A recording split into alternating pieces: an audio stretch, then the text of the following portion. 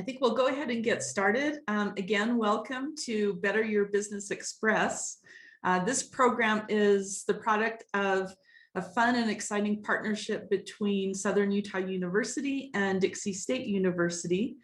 We're excited to have received funding for our Southern Utah region, essentially the 5 counties in Southern Utah, to deliver trainings designed to help with the reopening of businesses and the economy in our part of the state for the next 2 years. And so what this means is the universities are facilitating conversations and trainings with local experts in our region to help you in areas that you as business owners and professionals need some assistance.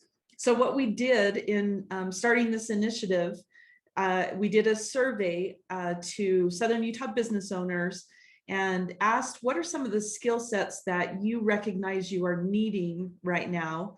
And while we're planning 4 trainings at a time, our goal is to do so to be and remain adaptive to the current climate. So we anticipate, with the volatility of the last 18 months, in the world, we anticipate some continued adjustments that are going to need to take place, adaptions. And so we will continue to stand up 4 trainings at a time. And this month, this is one of those 4 trainings. But we will continue to deliver for the next 2 years based on the needs of our industry partners. And we are making these recordings available to those who are unable to join us for the live broadcast. So whether you're watching the recording or joining us live, welcome. We're so happy to have you and to introduce you to some of the leading experts in our region in areas where we all need a little polish. So with that said, I'd like to introduce to you the team that is working to deliver this training program to you from our 2 universities. From Dixie State University, we have Colette Cox. Colette, wave to us. Hi. Colette is joining us from Innovation Plaza at Dixie State University. And on her team is Colby Jenkins. Here at Southern Utah University, I am the Executive Director of Community and Professional Development. My name is Melinda Thorpe. And I have with me on my team, Susie Knudsen. Wave your hand, Susie. The Assistant Director here in our Community and Professional Development Office, and Tanner Vario, who is our Program Manager. So we are the group that is working to bring these trainings to you, and I wanted to identify ourselves so that if you have ideas for trainings, we would really like to hear from you. If there are areas that you need some additional coaching or education or training, please let us know. Again, our region has received a grant from the Economic Development Administration to deliver these trainings. And so we're all working together to provide those for business owners in our area. Colette, would you be willing to put some contact information in the chat box for us so that you can know how to reach out to us and email us? Okay, so next we're going to go over some housekeeping, and Susie, I'm going to toss the mic to you to take care of that for us. Hi, and welcome. We're so happy that all of you are with us today for this training. This training, including audio and attachments, is being recorded for educational purposes and will be shared online after the meeting. Please be sure to take advantage of the chat box and opportunities to ask questions. In today's workshop, you'll learn the basics of website design to optimize your online marketplace. We're excited to hear from Dr. Chris Brown, Associate Professor in Business and Entrepreneurship at Dixie State University. Chris, we'll turn things over to you now. We'd love for you to introduce yourself and dive into this very relevant topic. Perfect, sounds great. So let me just make sure you guys can hear me okay. First of all, let me know, can you hear me?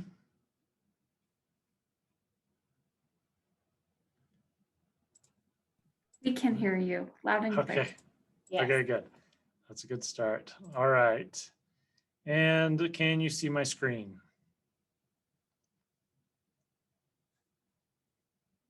Yes, looks great. Perfect. Okay. So I've titled this based on kind of what the description I was given, how to create an online presence without hiring an expensive web designer.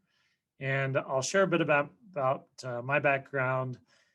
And I've tried to make this course very, very practical, very hands-on, but at the same time comprehensive, because designing a website is kind of somewhat straightforward, but understanding your target market, how to reach them, how to use empathy to understand where they're coming from, create headlines, subheadlines, things like that.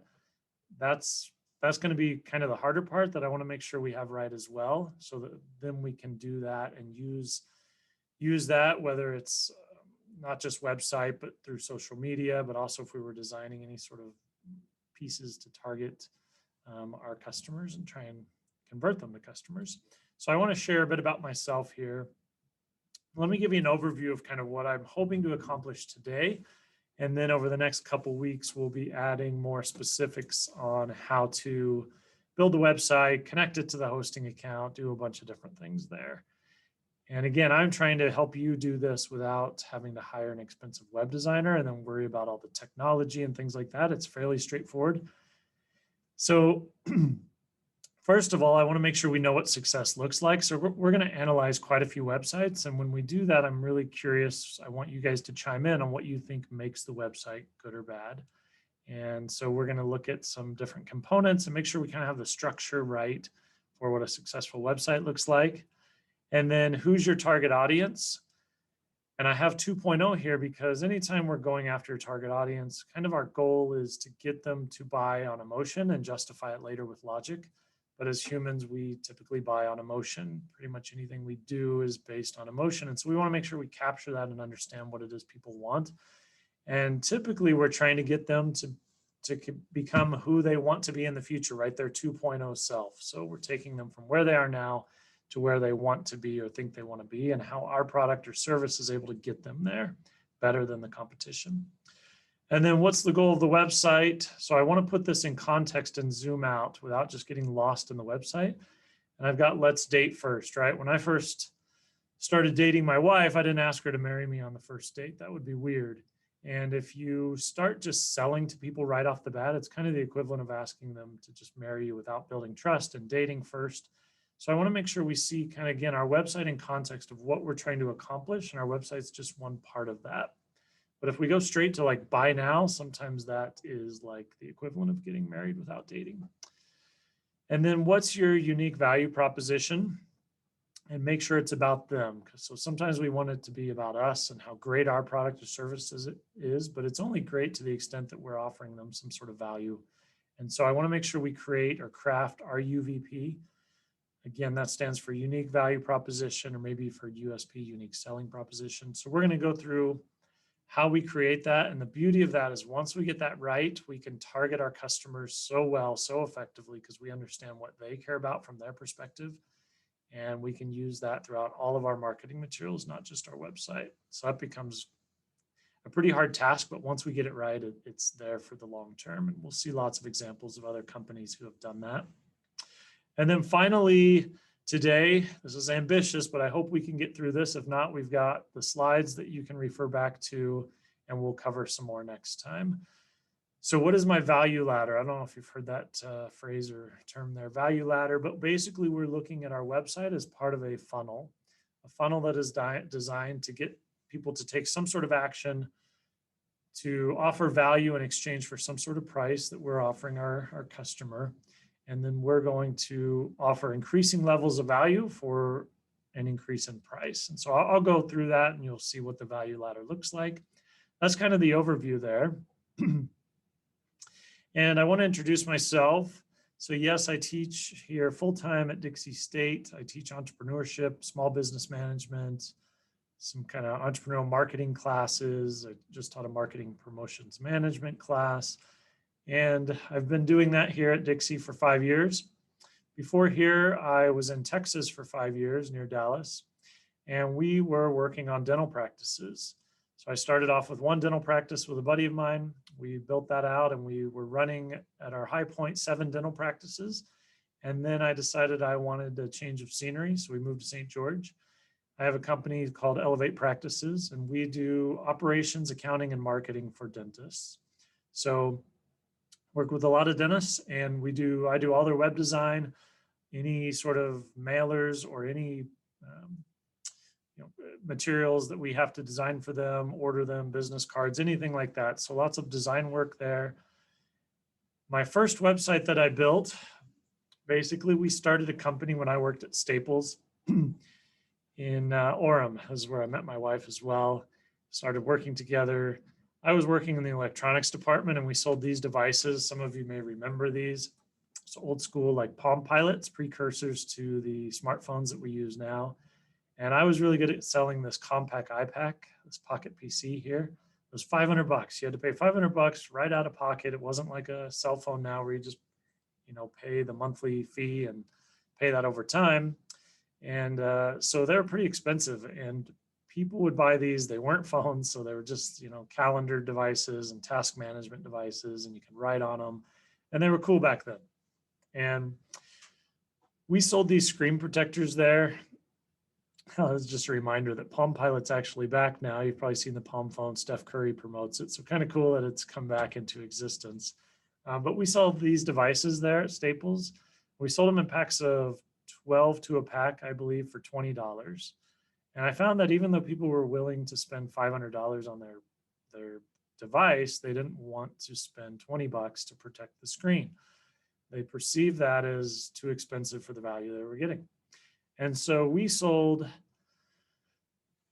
creating a product because we sold this material on aisle 1 in Staples, and we sold it in big sheets of 8.5 by 11. We realized, hey, we can cut this up. We have a copy center there. We'll just cut it up and put it in these little manila envelopes you see here, print these out on our inkjet printer, and we sold them in the UVSC bookstore at the time. We called it Screen Guards.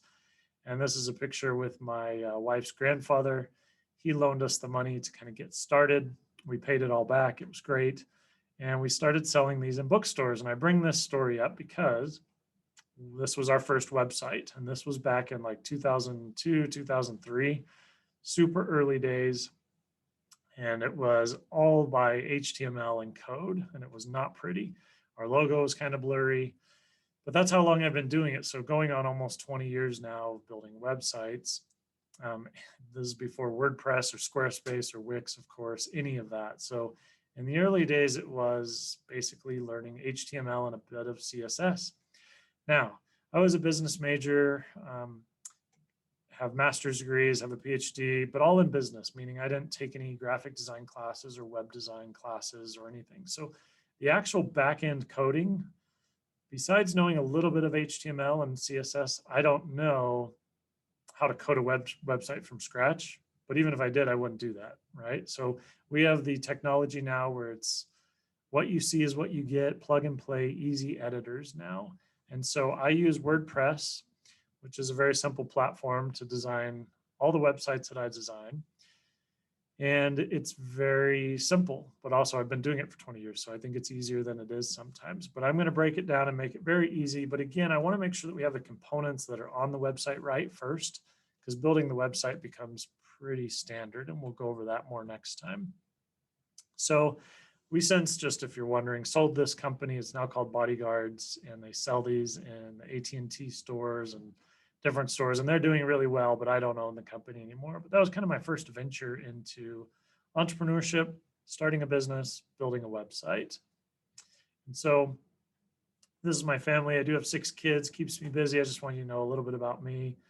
And again, I teach full-time at Dixie, but also I have my own company. That's what I do basically anytime outside of Dixie. And that is building websites mainly for dental practices, but I build them for healthcare practitioners. I own like a soccer training company. I do a lot of soccer, so I built that website. So lots of websites. But again, it's not just as a web designer, it's as a business owner who needs a website. So I want to make that clear because it's very practical. I need my website to convert, and I need it to work. It can't just look pretty if people aren't staying on the page and taking some sort of action. So for me, it's a very practical purpose for designing that site. So that's a bit about me and my day-to-day. And I think we've got, if I'm correct, Sherry, Peyton, and Jessica on here. And I think you guys are the main ones, unless I've got someone else I'm missing who has joined, who are kind of on here to learn this. So I'd love to hear from you just quickly, if you wouldn't mind telling me, you can unmute and just tell me what you've got going on business-wise so that I can make sure I'm delivering value to you. Like, what are your specific needs? Sherry, would you mind going ahead? Hi, Chris. Hey, We have, and I say we, I am the face of the company, but we have a goat dairy in Burl, and we manufacture goat products, caramel sauce, soap, ball wax, which is a balm you put on your hands or your dog's feet. And then we're going to be doing fudge also. We have a website. I'll put it in the chat for you. I need help getting things. We're not converting right now. That's my problem. Okay. We have people coming to our website, but they're not converting either at Etsy, which is one place where we have it. If I can spell my name. Or we have a Shopify site. And that is HTTPS. It is your site. okay, cool. Sounds amazing. So are you doing this up in Cedar? We are festival goers. We go all over the state of Utah. We go as far north as Millard, and we come down, we go over to Ely, Nevada. We might go to Mesquite, but rarely. Okay. We've tried to get over to Page, but we haven't made it. You know, we're just this little chunk of western Iron County and Washington County and Beaver County and on up the way. Okay, cool. Well, that's exciting. So, okay.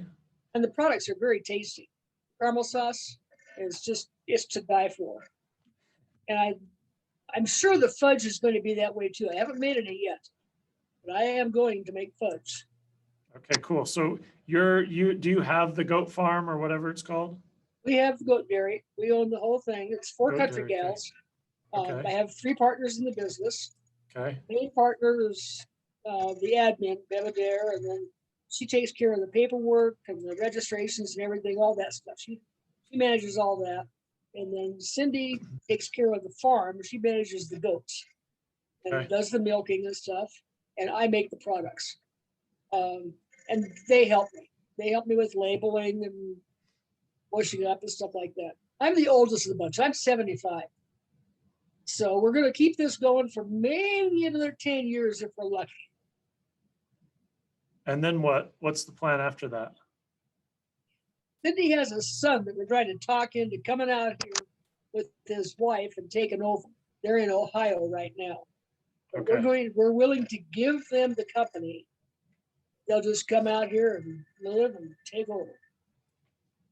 Cool. How many goats do you have now? Just curious. We're at a low point right now because of the COVID thing. We have 9 does now, but next year we'll be back to 20. We run 20 normally. That's about what our water will handle. Okay. Cool. So we're limited by water. I think that's our limiting point as far as how many we can get. Okay. Okay, cool. Sounds exciting. So who built your current website? I do. You do it? And Yeah. how do you do it? What are you using? We use Shopify, Okay. and Shopify uses a plug and play called Liquid. Yep. I know nothing about Liquid. It's a language. I'm most concerned about ensuring we're doing things correctly. Should I put a cover page over it where people land, when they hit our website so they know what they're getting into? Should I rearrange the site? Those are the questions I have. Okay, great. So yeah, if you'll did you put the website in the chat yet? I just put the name of it in there. I'll put the actual, let me put the whole thing in there. Click on it. Yeah, I don't see it in the chat. Colette, am I missing it?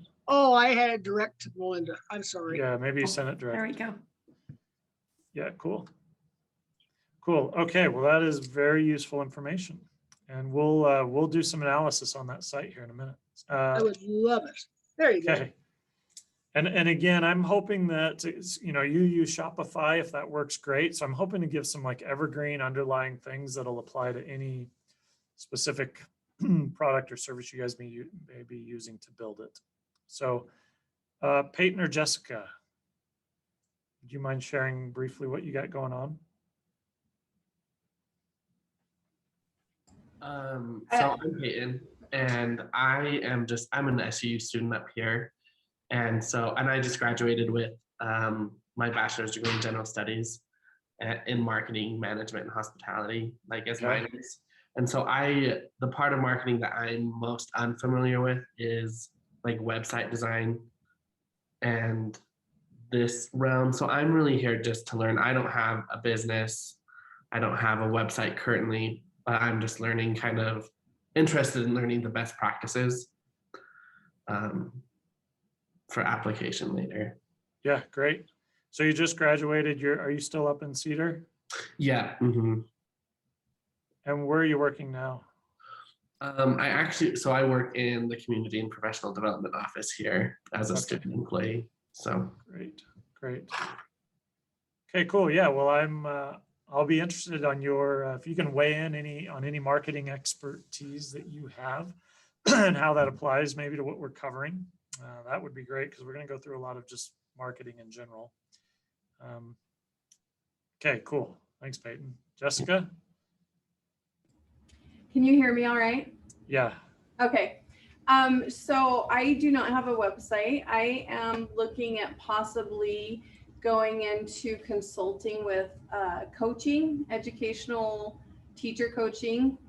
And so to get my brand, sort of say, out there, I want to start learning about how to build that website so that I can market myself as to why they need a learning coach. They need a coach for anything, really. So I'm at the very, very, very beginning.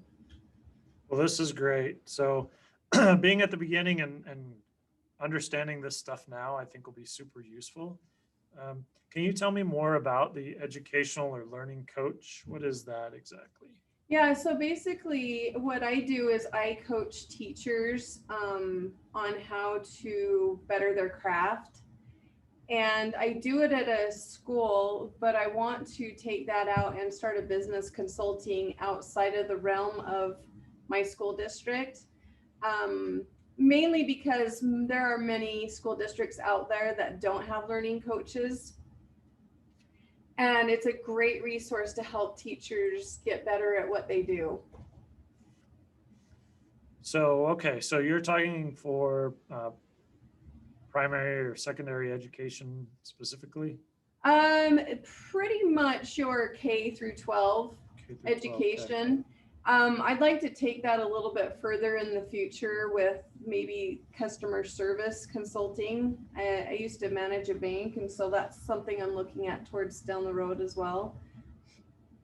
And so are you a teacher now? I'm a learning coach. So basically this is what I do for a living. I have been a teacher for 15 years. Okay. And where are you teaching at, or where were you teaching at? Washington County School District. Okay, so are you here in St. George as well? I am. Cool.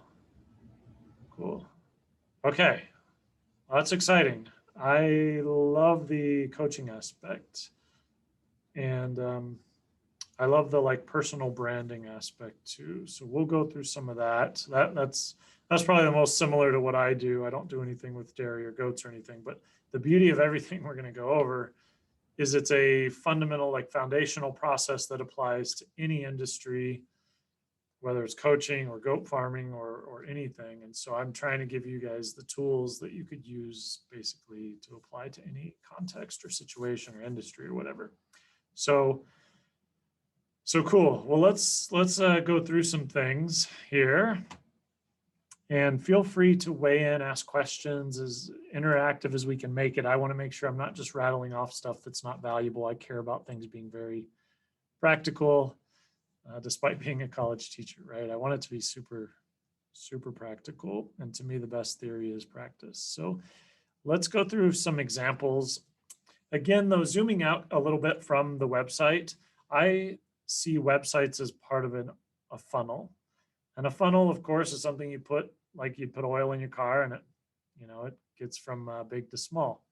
And so the point of a website, basically, if you think about it and you just kind of follow this diagram, is we've got traffic coming.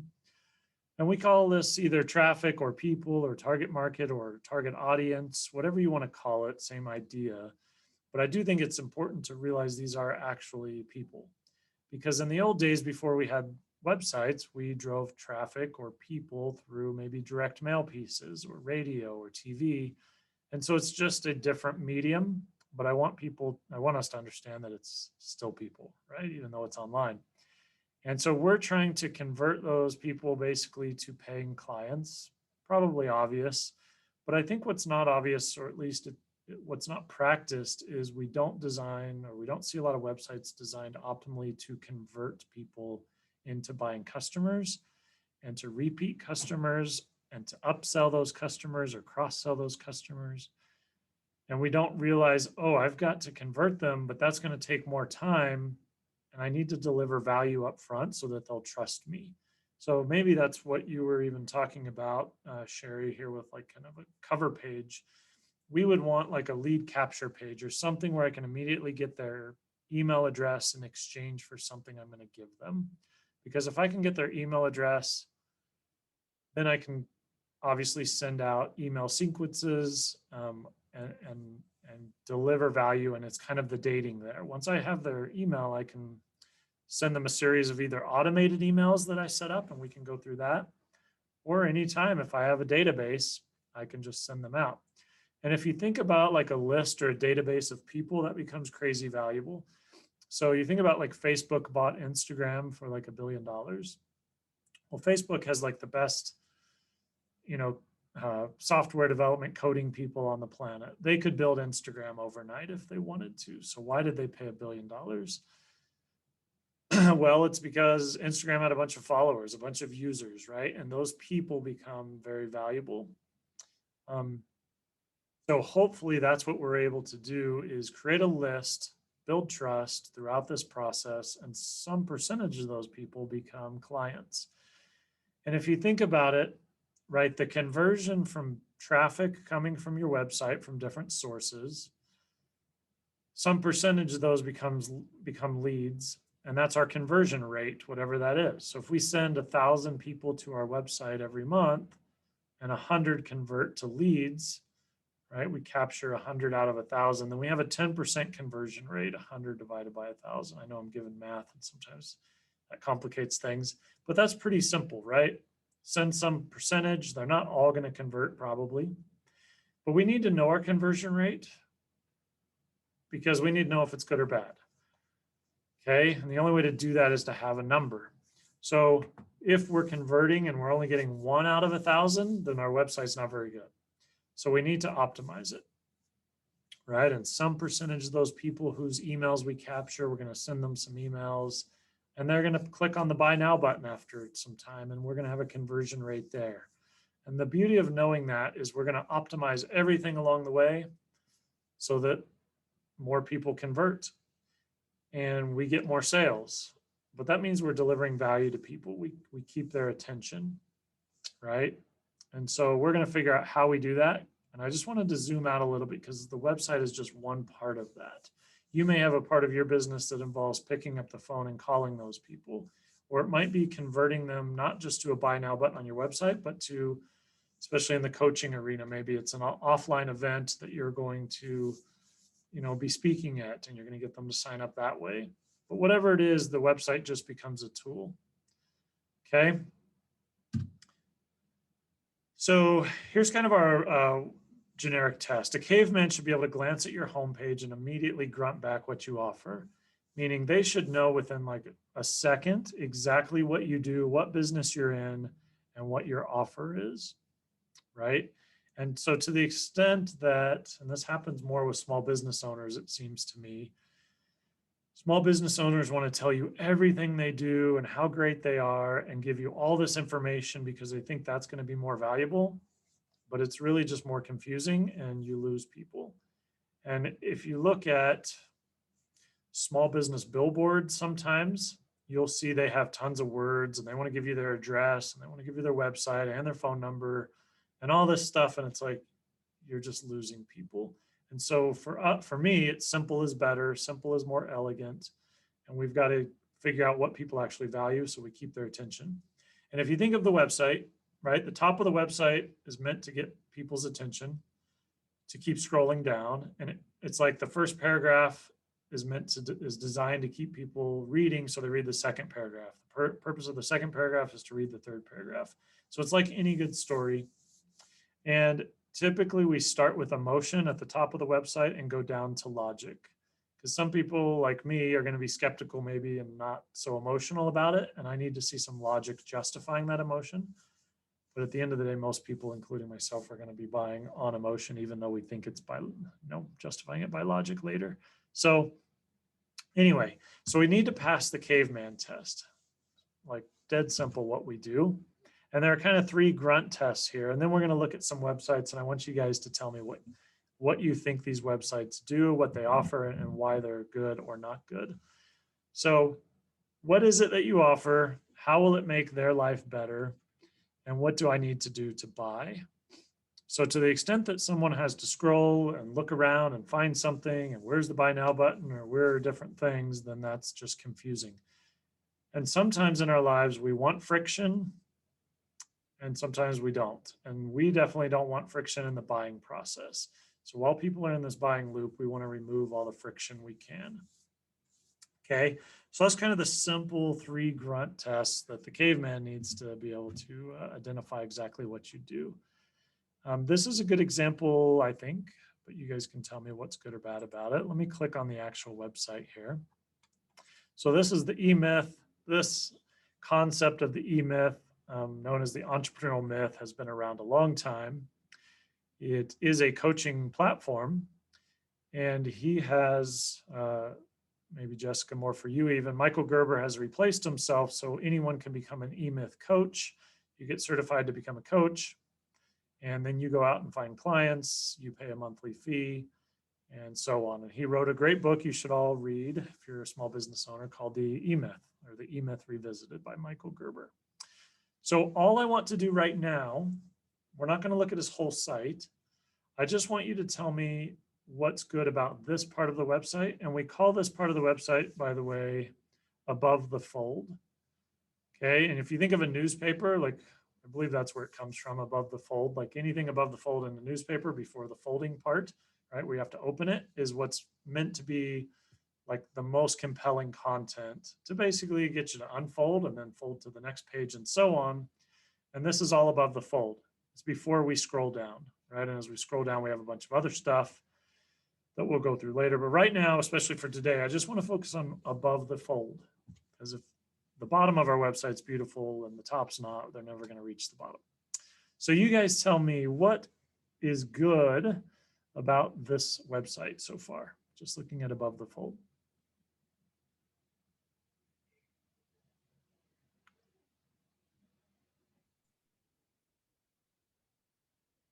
I think I like the movie running behind the print.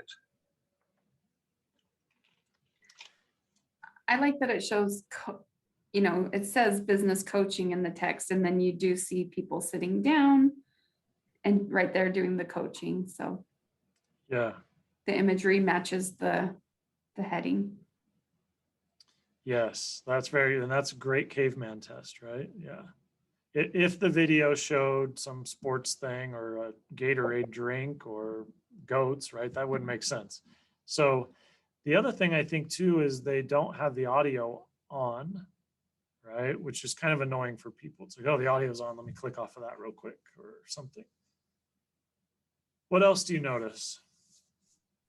I noticed the play button, how it creates just a little bit of a different style probably to entice you to click on it. Yeah, yes. Looks hand drawn, right? It's not as clean as everything else. So what else? I think they've hit on the emotional part of it where every business starts with a dream. So let's achieve yours. I mean, that's going to get me as a business owner like, yes, I want to achieve my dream. Yeah, that's great. I also like up in the heading, or to the right, he has free resources and free session. I know what they're all about. They're to get you to go watch the site and sign up and pay money. But most people have no idea about that. I love it. So all of this stuff is excellent, guys. So let's break it down here, because you've given me now some components, and we're going to look at some other sites that almost any site should have. So here we've got a header, right? This take control with eMyth business coaching. It's very big and bold, and we can see it. And typically I would say 5 to 7 words is our rule of thumb. Okay, so that's our header. And then we've got a subheader. So we're going to create this on our website, and we're going to figure out what that should say. Every owner starts their business with a dream. We're here to make sure you achieve yours. Jessica, I thought you gave a great assessment of that. And now we know also who the target market is, right? He said that. So who's their target market? Business owners. Yes, business owners. And they're there to make them achieve their dream. Now, what they don't tell you is how they're going to do it, right? It tells you what they do, but not necessarily how usually. And the other thing, Sherry, what you were saying is they've got free resources. Now, we know at some point they're probably trying to sell us something. So I may come with some like defense mechanisms up. Oh, I know they're trying to sell me. Where is it? Like, but now I've got free resources and a free session. So my defenses go down. It's like, oh, some of this stuff is free. Great. Now, what else are they doing that might be persuasive, do you think? It kind of popped up here a second ago.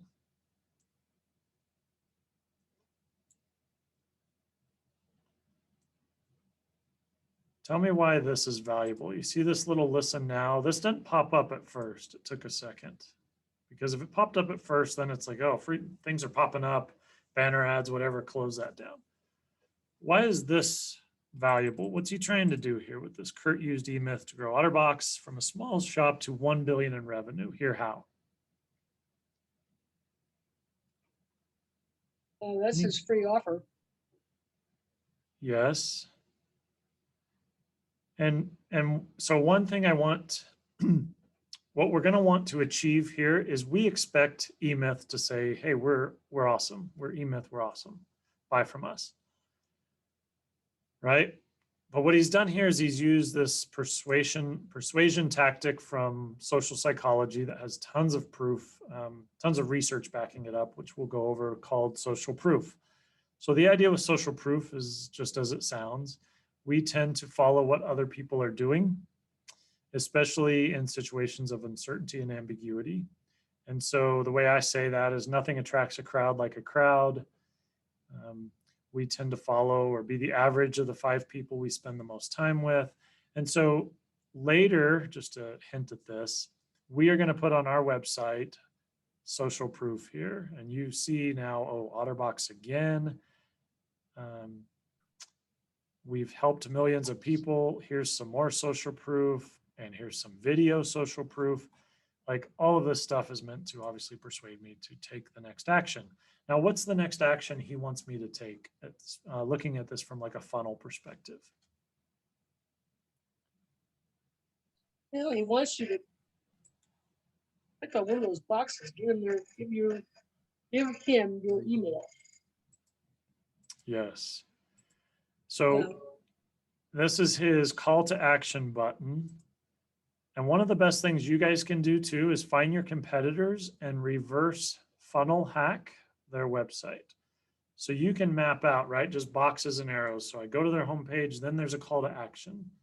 And I could even write down, here's who their target market is, here is their header, and so on.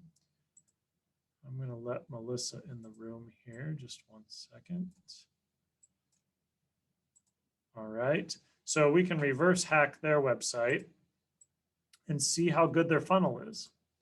And the cool thing about websites is we are able to use some tools to figure out where they're paying for ads, what ads they're running, and different things. So his goal, if you think of this as a funnel, is to go to the eMyth site, get the free business assessment. I assume at some point we're going to have to put in our email. I can already tell you, I actually haven't clicked on this until now. He's using on the back end something called Typeform, which is a cool form. And here's where he collects our email address. Right? And then we're going to go through his little survey. And then I'm guessing some eMyth coach will reach out to us. We'll get a series of automated emails. And so I want you to start doing that. So then you're analyzing people's business models, especially their kind of funnels and what they're trying to do. So that's pretty good. So on this, again, just a recap, on this website, we've got a header, a subheader, we've got a call to action button, we've got a compelling video that passes the grunt test, I would say, and we've got this, which now I'm guessing we can click on this and actually hear audio and see the full video.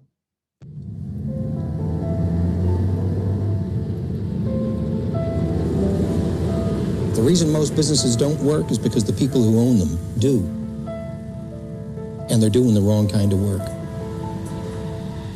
And if they were to go to work on their business with this picture of a business that works without them and begin to construct it, manufacture it, engineer it, systematize it. Okay, so in that video, and that's Michael Gerber, the founder, owner, talking there. The other thing that he's doing here, right, he's trying to overcome any resistance we might have. But this is a problem, right? I started the business with my dream. The problem is it's not working. I'm getting in my own way and I don't even know what to do about it. And these guys have the answers. So what these websites do really well is they articulate the problem in a way that the consumer understands. And then they're also going to tell you, here's why we're better than anyone else at solving this problem. But they're designed to build trust over time through basically capturing your email. And then they're going to send you a series of emails. Okay. Okay. Thanks, Jessica. We'll see you hopefully next time. And yeah, you can watch the recording as well. Okay. So let's go through some more. Any other comments on this one actually before we move to the next one? Anything else that stood out?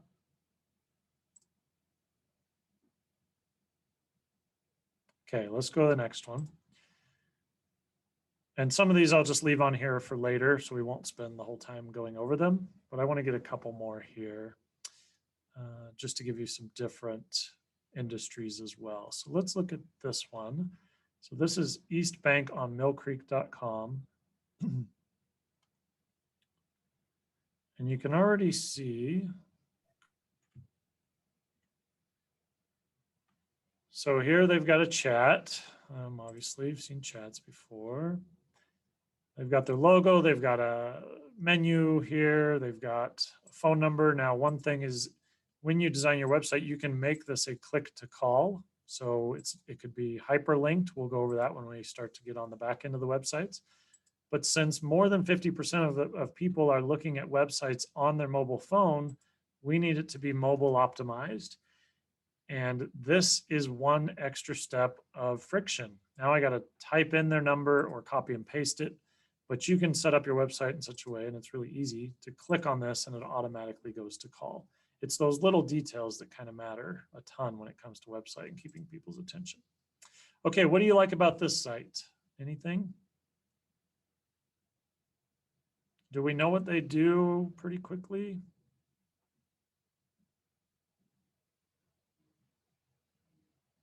That looks like a place to relax. Yeah, it does. They've got some videos so you can actually see it there. They've got some pretty big call to actions, and it kind of looks like they're doing two things. One is getting people to stay with them. One is getting people to host an event or hold an event with them. let's just see what this does. So this is part of our funnel, right? Call to action, we click on that, then what's the next stage?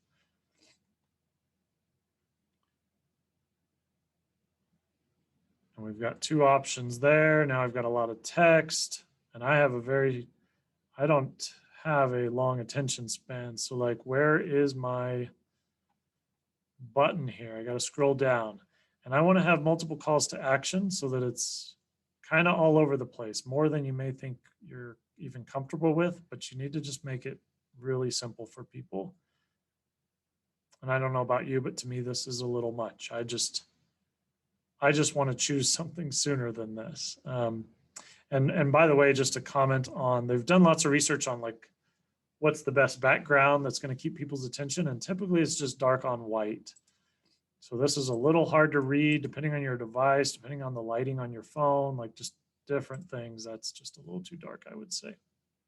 But still a decent website in terms of the header, the above the fold part. Let's look at one more here.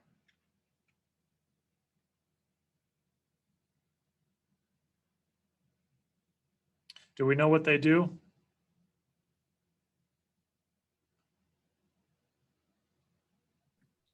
It says natural products for bath, body, and home, but it's not super specific, and it's kind of small. And it's kind of small, yeah, I agree. So the bigger we can make our font, in my opinion, the better. This one actually has no background image, and it's intentional. Do you know what Very they do? direct. Mm-hmm. I think it's good for our grunt test. So again, we've got headline or header, subheader, call to action.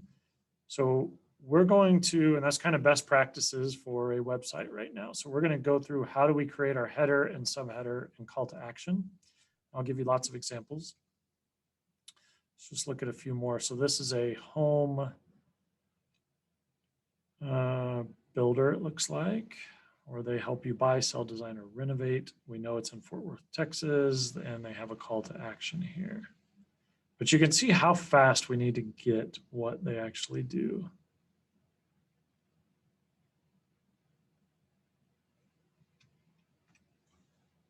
Let me admit Julie here. Okay. Okay, so hopefully you're getting the idea of some of these. And the other thing we need to do, you can see how this isn't really formatting to my screen very well. Maybe you can see it. We need it to be above the fold, right? I don't want to scroll to the call to action. It needs to all show up top, and we'll design the site so that that happens. Okay, so let's get into some things here. I'll just show you a couple more. Here's a pretty good one because they're also telling me like, oh, this is for someone who's worried. Running a healthcare practice is very complex. This is a church one, right? This probably could be a better headline, but we've kind of got their unique value proposition here, bringing people together to grow and serve, and then call to action. So they're all pretty similar there. Some of those come from a book called Crafting a Story Brand, I believe is the book. It's a pretty good book on web design and some other stuff. So I want to go through the main part of the site here. The most important part for me is people and getting people right and knowing who we serve and who we don't serve. And obviously we want to serve people we love and we're energized by, and not people that we're not energized by. So people we love to spend time with, people we actually deliver value to. So I say I work with dentists. Well, I don't work with all dentists because there's some dentists who just aren't a good fit. They don't value what we offer, and we don't really like working with them, and they're a headache. And so I need to define the sweet spot. And if I look at like all dentists, well, there are dentists who don't own their practice, dentists who do own, dentists who want to buy their practice, dentists who are retiring versus straight out of school, and so on. And so we had to narrow it down. And so I'm just going to give you my example, but also I want you to start coming up with who is your target market or audience you're going after. And just to simplify this, this is kind of our framework here for doing this. So I want to know who we're going after. And again, I want to be pretty darn specific about that. Who they are, where they congregate, what bait we're going to use to kind of hook them. And we're going to talk about what our hook is, our story, and what our offer is, and what's the end result. And we've got the end result like going up the mountain, because I'm going to take them to their 2.0 self. And my product's uniquely positioned to do that in ways that others cannot, right? And so sometimes we have one component of this, but not another component. So for example, I've been fishing. I'm not really a fisher person. Although one time I competed in this fishing contest in Texas against all these guys who are in their like camo fishing clothes, whatever they're called.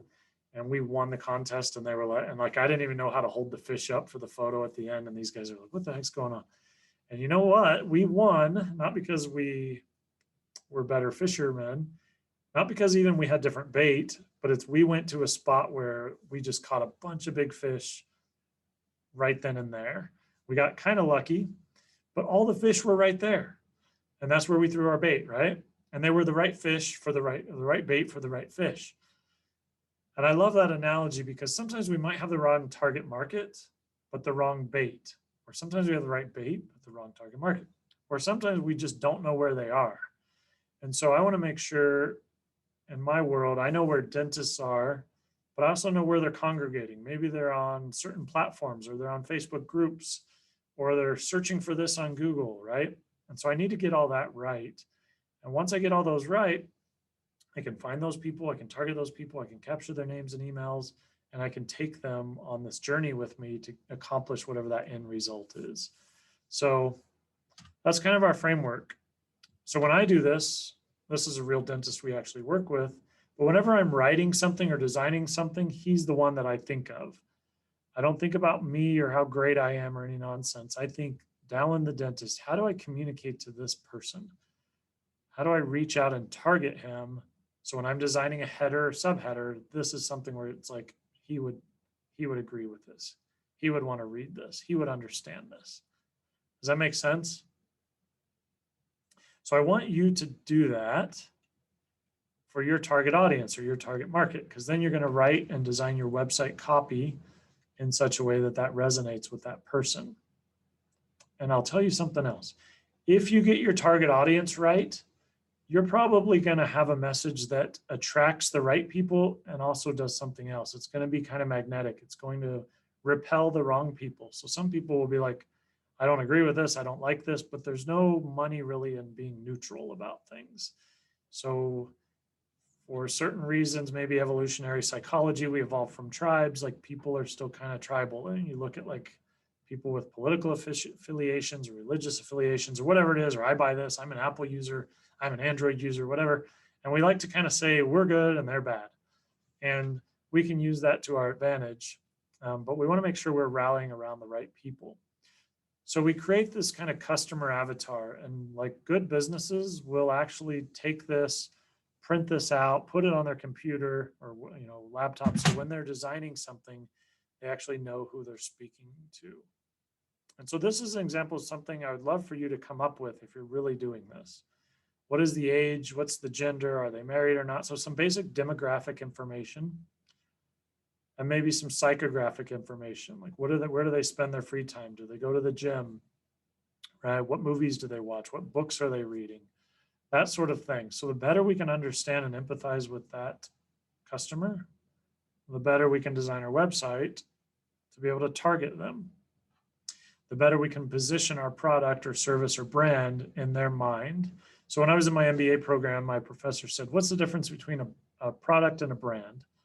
And he said, the product sits on the shelf and the brand sits in your mind. You could say mind or heart. And a brand is a shortcut to trust, right? People line up and spend a night or two waiting for the next iPhone because they trust Apple. If it was a new company with a new phone and they never heard of it, they're not going to go to that, crazy extent there. So brands are a shortcut to trust. So I want to build trust with these people. And to do that, I need to know who they are, where they congregate, and what they care about. Okay, so I would ask that you guys do this. figure out what that customer avatar looks like, put it on one page, print it out, and that's who you're going after with your business. Sherry, have you noticed, I'm curious, especially because yours may be one of the, because yours provides some complexity to this, I would say, but this process applies to anything under the sun. How have you seen, or what's your kind of target market, would you say? Who are the people that walk up, get it, want to pay you money, you love dealing with? Who are they? What do they look like? Probably middle-aged women would have that scenario where they walk up, pick up the product, want to buy it right now. Obviously a previous customer, not a problem. But they're all 30 to 40, maybe 50 years old. Maybe have a couple kids, not a whole bunch. They have spendable income because we are a product that isn't anything somebody needs. They have to want to buy it. Caramel sauce lovers. We've never had a caramel sauce lover tell us they didn't like our product.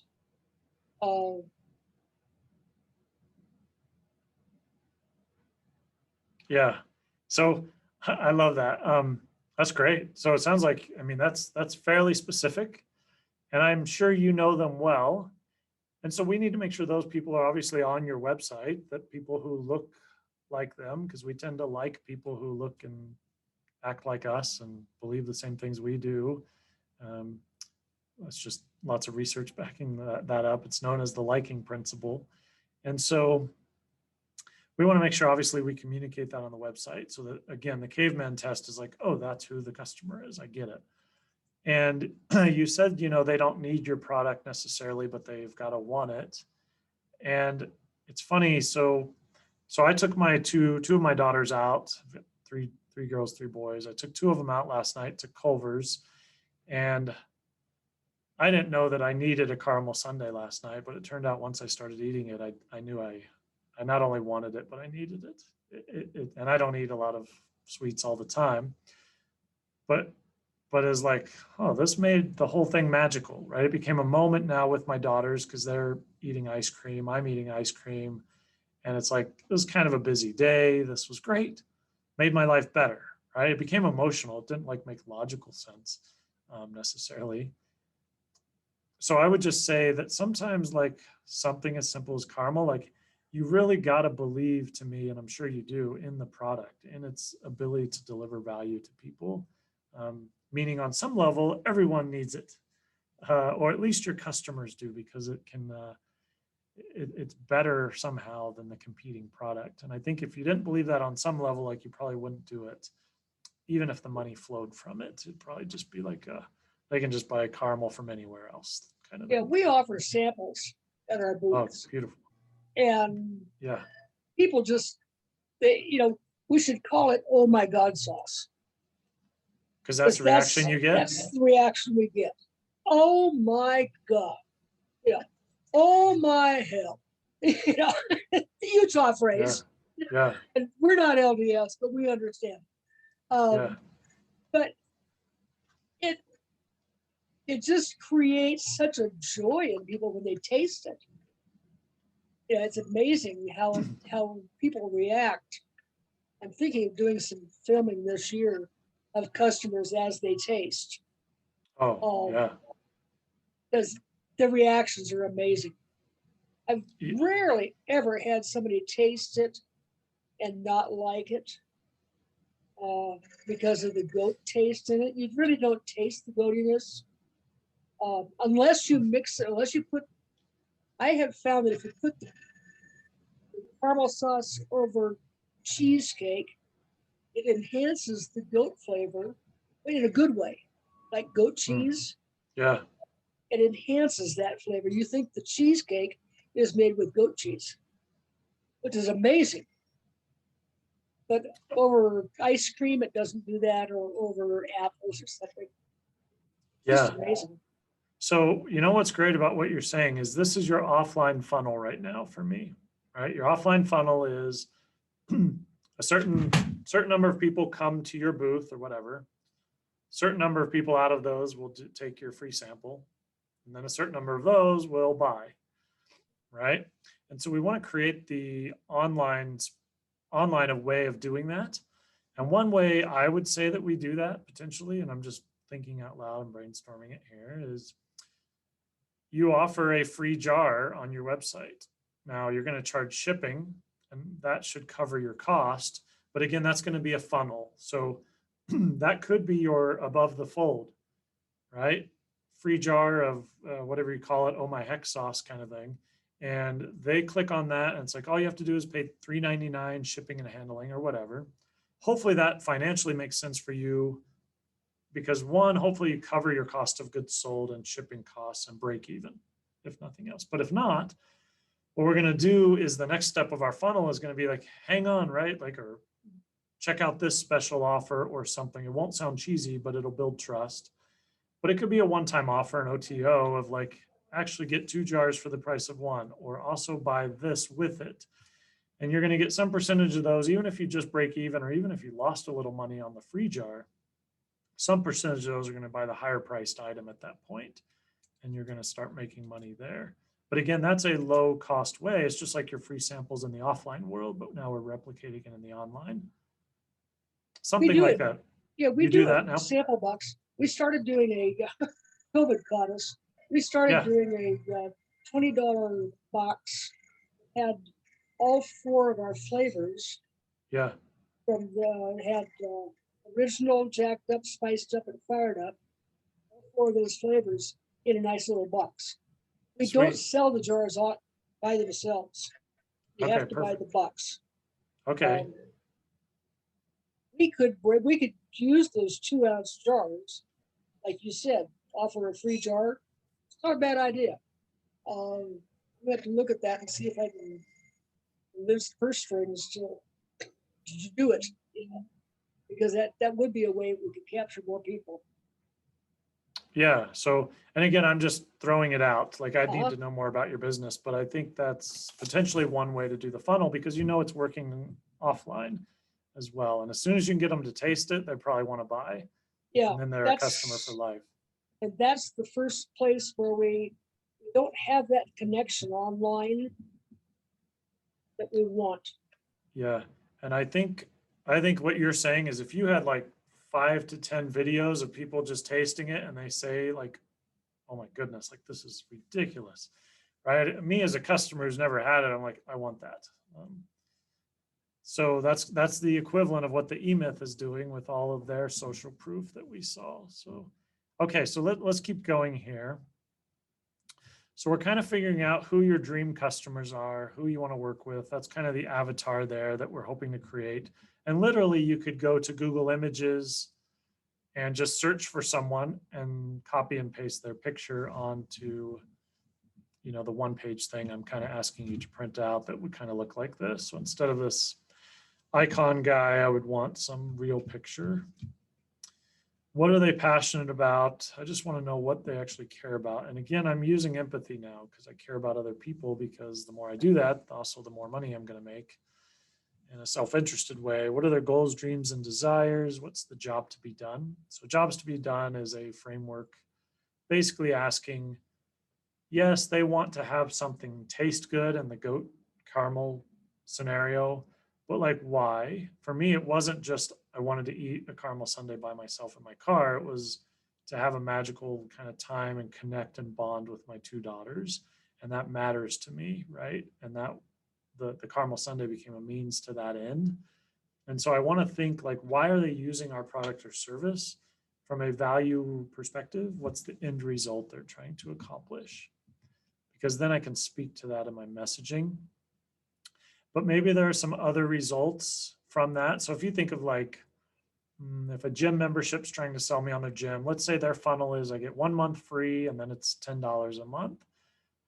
Well, what's the end result? It's not necessarily just that I'm going to, you know, lose weight or gain muscle, but I'm going to be able to run faster or do a marathon or whatever it is, but I'm going to have splinter results or other results along the way. And so I kind of just want to diagram those out so I can speak to that, right? What are the benefits to the customer there. And then we're going to try and diagnose what offers will attract them. The great thing about online is you can test it, right? So Sherry, you could have 5 different landing pages and send traffic to those pages from Instagram or paid ads on Facebook or Google or wherever, and you could see which one converts best. Now you could do that offline as well. I'm sure you've done this, like you can do trial and error and what works and what doesn't. As soon as you know what works and is great and converts, you just keep doing more of it. And then it's an issue of more people through the door. And so we're going to do that in the online world as well. Figure out what that bait is, like when I went fishing. And we're going to test those till we get it right. And once we get it right and it's converting well, then we're going to just throw like gasoline on that. We can throw money into ads because we know for every $1 we spend in marketing, we get $5 back. We should do that all day long. And I think it's Dan Kennedy, who's like an old school marketer, like direct mail marketer, who said basically the person who can spend the most money on marketing wins. And that's because if I can spend money on marketing, but I make way more back, like 3 to 1, like you should do that all day long. It's like you're a printing press. You can just print money. It's kind of crazy. So that's our goal. So that's kind of the who are the dream customers you want to work with and where are they? So again, this is a very comprehensive view approach to this. So you may not have to do quite as much, but this would be applicable. I would say do it anyway. So what are the top 10 websites my customers visit? What that means is where are those fish kind of thing? Like, are they searching for this stuff on like Reddit forums or sub forums or the beauty of the internet, right? Like when I was in high school, we had some kids who were like Gothic and they would dress in all black and have black hair and they'd play like Dungeons and Dragons. I'm just kind of stereotyping, but there were only like 5 to 10 kids like that. And I had a high school of like 1,000 people or something. I think it was actually 5,000, but I don't know. Anyway, it was a pretty big high school. Well, online, those 5 to 10 people are now thousands of people because they're all congregating in this one location and I want to figure out where they are.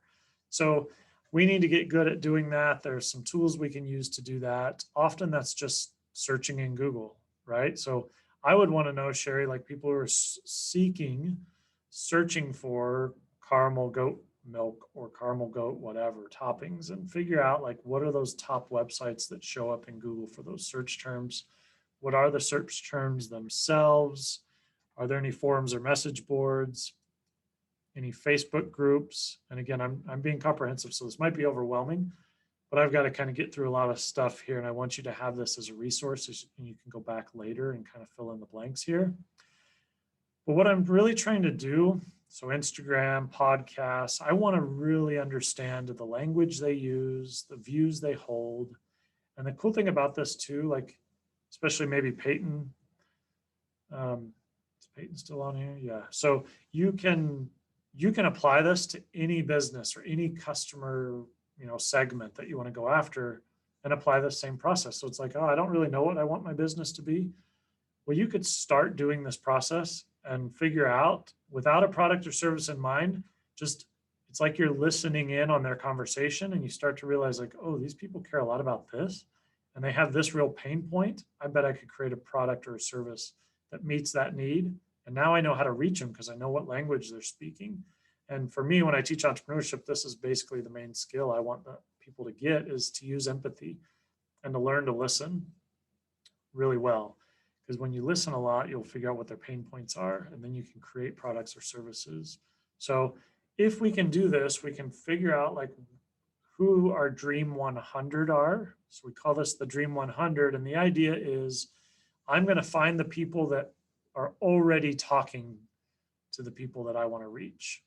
So like say there's a podcast and it's all about, we'll just go back to Jessica's, even though I know she's not on anymore, but like, it's all about coaching or trying to reach K through 12 teachers. And I've already got some key influencer in that area. Well, my next step becomes how do I reach that key influencer who's going to then throw my bait to all the people who are in my target market that they already reach, right? So it's kind of the difference of like, imagine there's a meeting in St. George and all my dream customers are already going to that meeting, but I'm going to choose to go door to door trying to find them. That's not a very efficient way. I just want to find that meeting. and then go to that meeting. And then I can start to build trust with them. So hopefully that makes sense. But if you do this, and I think I've got a template in here as well, where you can just plug this in. You can plug in the websites, plug in the Facebook groups, and do that. And again, it sounds like a lot of work, and it kind of is, but once you get it right, it's so powerful. It's a lot of work to not do this, because then it's just a guessing game and you're trying to go one-to-one versus one-to-many and different things. So, okay, any questions so far?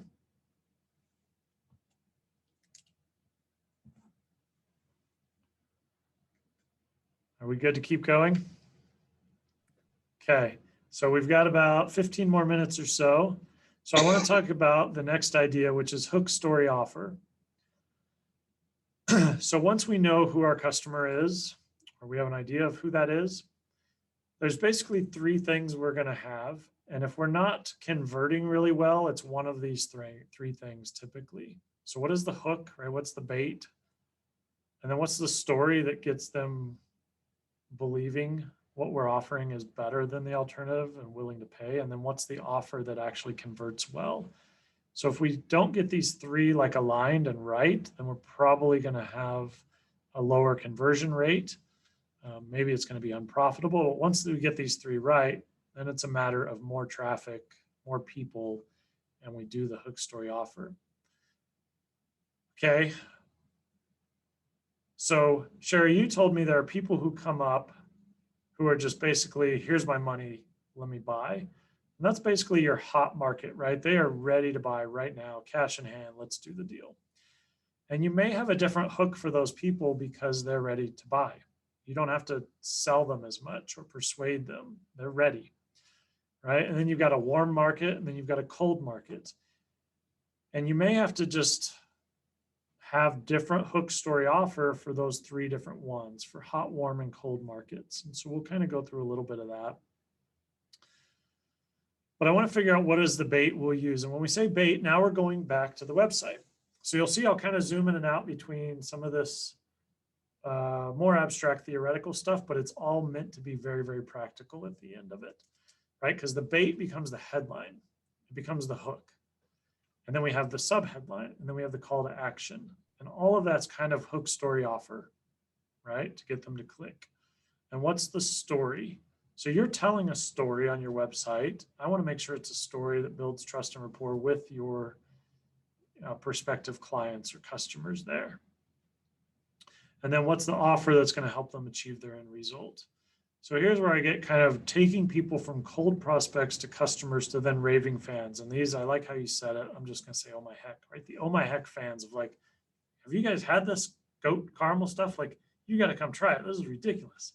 This is amazing. And those are the people who are going to give you referrals, right? Who are going to be your raving fans. And maybe you optimize or you incentivize those people, or you know, they become basically your marketing piece. So to the extent that we can get those raving fans, now we don't have to spend a ton of money on marketing because they're just doing it for us. Okay, but it's somewhere along this process that we're trying to get people from cold to raving fans. Okay, so we're going to optimize our website to be able to do that. All right, some of these storylines, there are just a handful of storylines that you can offer. There's a good book by Joseph Campbell called, what is it, The Hero of a Thousand Faces or something like that. And if you look at any good movie, especially like look at any Hallmark movie, you already know the story, right? And yet most people still want to watch those. At least my wife still wants to watch those, where I'm like, it was very unbelievable. We already know, small town. There's usually some like anti-corporation message in there as well. And it's like, she's going to be with that guy in the end. Rarely is it like, I didn't see that coming, right? So, but the story, those stories, there's typically 3 to 5 different stories, and there's just different characters. Harry Potter has a very predictable storyline. I shouldn't say very predictable. We don't know it like a Hallmark movie, but having his different partners who are Hermione and whatnot, and who are helping him, those are kind of replaceable storylines that also occur in like Star Wars and other movies. So typically the hero's journey, by the way, is I start off on this journey. I'm excited. but there's a low point. Freak, there's a valley here. Like, I didn't know it was going to be so hard. I've got to overcome all this hard stuff. I found something that's going to help me do that. And now I reach the peak, right? And that's typically the story. And so let me break this down a little more. So we've got this loss and redemption, going through a hardship of loss, ultimately overcoming. That could be your own personal story. It could be your customer's story. But this is something we could tell on our website, and we'd want to tell it over and over. So you could imagine if I'm doing, like, let's just take my gym example, right? So the story would be, right, I used to be fit in high school. Now I'm older. My body doesn't respond as well to the training, and I've got to eat even more healthy, and it's just hard, right? And I used to be able to run. Now I have bad knees, my back hurts. But here's what I found. Guess what? Like, if I go to the chiropractor once a week and I work out in the gym, right, and I eat right, I found the perfect recipe for guys who are like me in their 40s who want to run a marathon. Here it is. Let me show you the process, right? Something like that. But I've got to be excited to tell that story. Or the us versus them. This is our tribal one. So we're good. Those people, they don't care about it, right? Some people are just happy to go along in life and they don't really want to own a business. And I'm just making this up, right? We're entrepreneurs. We're a different breed. We want to own, right? We don't want to work for someone else. And so you could create that kind of idea. Stories of transformation. This could be my before and after, right? Before this product, life was boring and bland. Now it's freaking amazing. Like, amazing discovery. So this could be, hey, I set out to meet with a lot of experts in this area, right? Here's what I've discovered, that it's this little known secret that I want to let the world in on, right?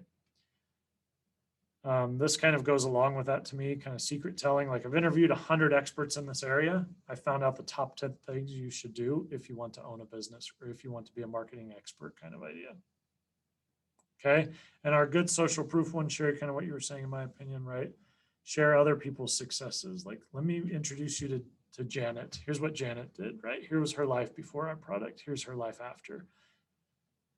Okay. So those stories become quite handy. That becomes the part of our website. So we've got the hook, which is our header, we've got a subheader, and the story can be the video. It can be click now to, click here to learn more, or read more about this, or whatever it is. But that becomes a very concrete way of doing a lot of things all at once, because that story is going to be compelling and persuasive. And it basically sells our product for us. Okay, now going back to in the beginning of this, we talked about small businesses like to say, hey, let me give you the 5 benefits to our product. Let me tell you why we're great, right? That's kind of ego and not using empathy. It's not really understanding what people actually care about. It's like, you think you're great, awesome, right? And most people just walk around in their own world, seeing the world from their own paradigm and mental models and understanding, without understanding where are other people coming from? What do they care about? How do I tell them a story that's going to resonate with them, that's going to keep their attention? Okay, does that make sense? There's a great billboard actually up in Cedar. It's for a local business. I don't remember the business, fortunately. I wouldn't tell you if I did, but you can probably see it if you're up around Cedar. And it's got their picture on it of like 20 people, maybe 10. It's got all their content, like it's more than you can even read. Like the font size is so small you can't even read it. And you compare that to like a McDonald's billboard. McDonald's is like a picture of a soft drink, and it's like refresh, or like it's 3 to 5 words. And McDonald's has a different budget than a small business, of course, but the small business even more so needs to have a very specific call to action, because that billboard is a funnel to get people to take action. So anyway, point being, when we can get hook, story, offer right, it's not about us anymore. It's about what the product or service can do for them to make them the best version of themselves and make them their 2.0 self. Okay, a few more here as we wrap up. So some of this we'll just continue next time, and we'll start getting into actually designing the website as well. Again, this stuff though, trust me, this stuff is more important than the mechanics of how to build the website. That becomes pretty easy. And you can Google anything on how to build a website or what technology to use. And if you're using, like, I'm not going to have time to go through Shopify, Squarespace, Wix, WordPress, everything. I'm going to go through the back end and kind of show you what I use later. But this becomes really just important because you may be plugged into Shopify's templates, for example, and they're not going to be exactly what we want. They're just what they think we want. So we've got to optimize those. But this language, this hook, story, offer, understanding our target market, this will apply to everything we do. It's not 11:30. I got 10 minutes. Okay, we're going to keep going here. So, so I just, again, want to think about like the end result, what our unique value proposition is and what people care about. So there's this famous marketing saying, people don't want a 1/4 inch drill. They want a 1/4 inch hole, right? I don't buy a drill because I love drills. I buy a drill to put a hole in the wall. Well, people don't really love holes. Like holes are bad. I had a student who found out after he graduated that in his college dorm, he had to pay 10 cents, I think it was $10 for every little thumbtack hole he had in his wall, right? He wanted to hang stuff up because that was cool, but there's no value in the actual hole. In fact, he had to pay money for those silly little holes. So there are problems with this. There's all these mess holes now, holes later. So why is it that we want holes in our walls? Well, it's to hang stuff up, right? It's to make our house look beautiful. And I want to get used to that because then we position things as not what our product necessarily does itself in and of itself, but what the benefits of using our product are. Because then we're able to zoom out from the end result that people care about and figure out what's the best way to give them that end result. Because Scotch came up with this product that replaces drills and doesn't put holes in people's walls, right? Because the point of hanging stuff on the wall is to have something beautiful, to make my home feel better, to make it feel more inviting and so on.